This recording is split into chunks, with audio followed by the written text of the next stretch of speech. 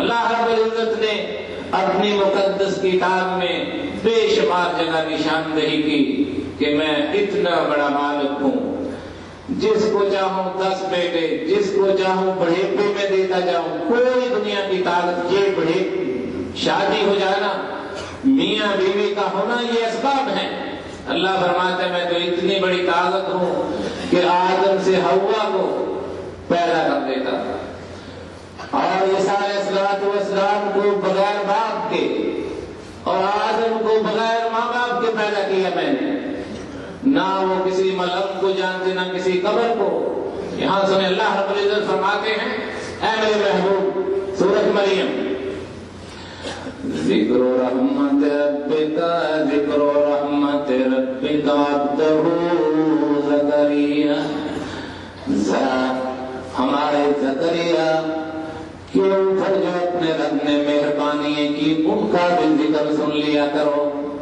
ذکر رحمت ربک عبدہ زکریا اذ نادى ربه نداء خفيا، بوڑھے ہو گئے، وہ کہتی بوڑھی ہو کر میں نے حجویری کی قبر سے بیٹا مانگا، ادھر زکریا علیہ السلام بھی بوڑھے ہو گئے۔ نادى ربه نداء خفيا اذ نادى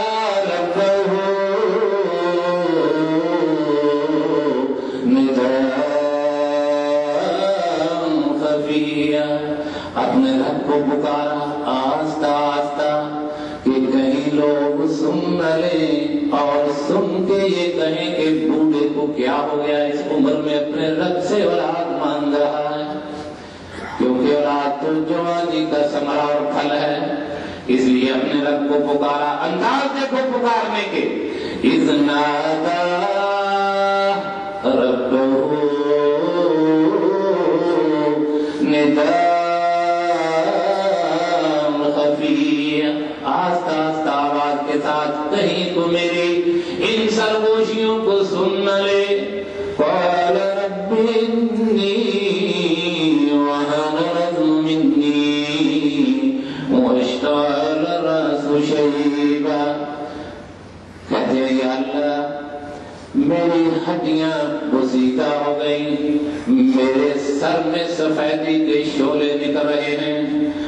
اللہم لم اکن بدعائک ربی شقیا، لیکن میرے مال کا تو اتنا بڑا مالک ہے، جب بھی میں نے تیرے سامنے ہاتھ اٹھائے تو نے مجھے محروم نہیں کیا، جب بھی میں نے تجھے پکارا بڑھتا ہے کوئی بات نہیں، بوڑھا ہو گیا ہوں، لیکن اس دوسری طرف میں تیری رحمت سے ناامید نہیں ہوا، جب بھی میں نے تمہیں پکارا بے دعا ربی شقیا، تو نے مجھے ناامید نہیں کیا۔ اس کے بعد فرماتے ہیں انی خفت الموالی من ورائی وکانت امراتی عاقر فہب لی من لدنک ولیا، یا اللہ میرے عزیز و اطاعت سے میں ناامید ہوں، ہو سکتا ہے کہ میری دعوت و تبلیغ کا کام میرے بعد نہ کر سکیں، اس لیے مجھے یرثنی ویرث من آل یعقوب وجعلہ ربی رضیا، اے میرے مالکا مجھ سے ایسا بیٹا پیدا کر جو آل یعقوب کا وارث بن جائے۔ مراد یہ ہے کہ زکریا علیہ السلام آل یعقوب میں سے تھے، اس بڑھیپے میں ہمارے عقائد کے مطابق ان کو چاہیے تھا کہ یعقوب علیہ السلام سے بیٹا مانگ لیتے، جن کے 10-12 بیٹے تھے، چاہیے تھا کہ اسحاق سے مانگتے، چاہیے تھا کہ ابراہیم خلیل اللہ سے مانگتے، ان کی نسل سے آئے تھے۔ اتنی بڑی بڑی گدیوں کو چھوڑ کر اپنے رب سے مانگ رہے ہیں۔ کہتے ہیں اللہ کی طرف سے آواز آئی یا زکریا انا نبشرک بغلام اسمہ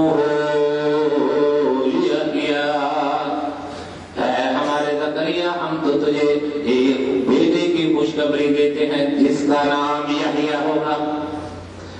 اللہ سے مانگا، بیٹے کی خوشخبری تھی، لم نجعل لہ من قبل سمیہ،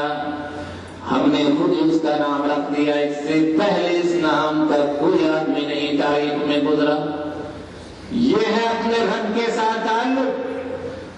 جب یہ خوشخبری سنی تو انسانیت ان پر غالب آ گئی۔ قال رب انا یکون لی غلام، کہنے لگے کیا یا اللہ مجھے تو بیٹا عطا کرے گا حسرت سے۔ وکانت امراتی عاقر، میری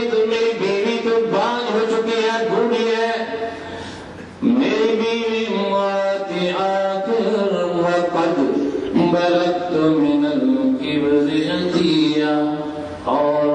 میری بیوی اور میرے اوپر تو بڑے پیش آ چکے ہیں، بیٹا کیسے پیدا ہوگا؟ قال کذالک،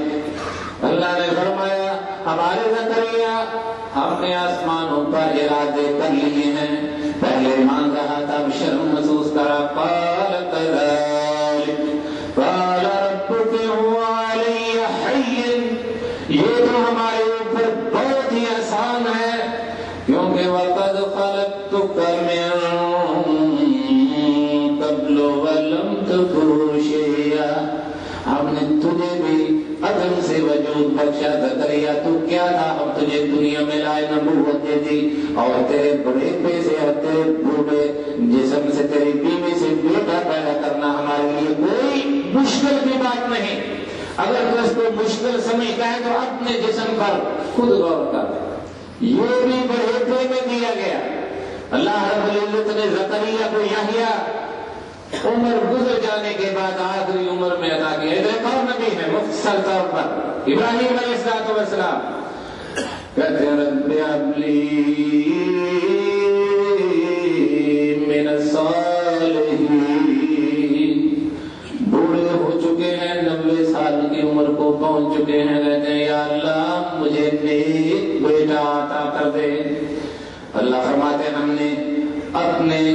ابراہیم اپنے خلیل کی آواز کو، ندا کو، دعا کو سنا، فبشرناہ بغلام حلیم، ہمیں بردبار اور ایک اچھی طبیعت کے بیٹے کی خوشخبری دی۔ فرمایا کذالک نجزی المحسنین، اسی طرح ہی ہم نیکوکاروں کو اجر و ثواب دیتے، انہ من عبادنا المؤمنین، اور وہ ہمارے مومن بندوں میں سے تھا۔ وبشرناہ باسحاق نبیا من الصالحین، اور ہم نے اس کو اسحاق بھی بیٹا عطا کیا، یعقوب بیٹے کی بھی خوشخبری سنا دی کہ نسل انبیاء آگے چلے گی۔ فبشرناہ باسحاق نبیا من الصالحین، جب ابراہیم علیہ السلام کو اللہ نے بیٹوں سے نوازا تو کہتے ہیں الحمدللہ الذی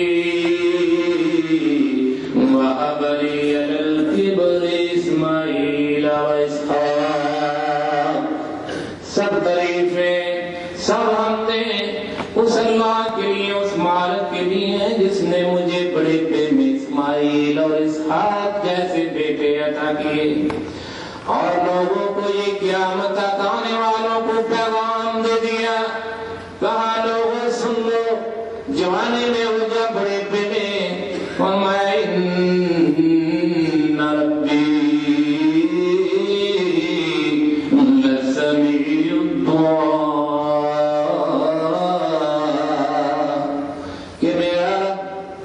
دعاؤں کو سننے والا ہے اور قبول فرمانے والا ہے، کبھی وہ اس کی رحمت سے ناامید نہ ہونا، بجائے اس کے کہ اللہ کے علاوہ دوسروں کے سامنے اولاد کے لیے، رزق کے لیے ہاتھ پھیلاتے رہو، اپنے رب کی رحمت سے ناامید نہ ہونا، اسی کے سامنے جھک جایا کرو، اسی کے سامنے سجدے کیا کرو، اس کے سامنے التجائیں اور دعائیں کیا کرو۔ یہ ہے وہ قبروں پر شرک، اور یہی وہ سبب ہے کہ ہمارے اوپر کبھی کسی چیز سے عذاب مسلط ہو رہا ہے، کبھی کسی چیز سے۔ ان عذابوں ٹالنے کے لیے صرف ایک ہی حل ہے کہ مسلمان اپنے رب کی طرف رجوع کریں اور اپنے گناہوں کی معافی مانگیں. دعا ہے اللہ رب العزت ہمیں شرکیات سے محفوظ فرمائے. اللہ رب العزت ہمارے سینوں کو توحید کی روشنی سے منور فرمائے. وصلی اللہ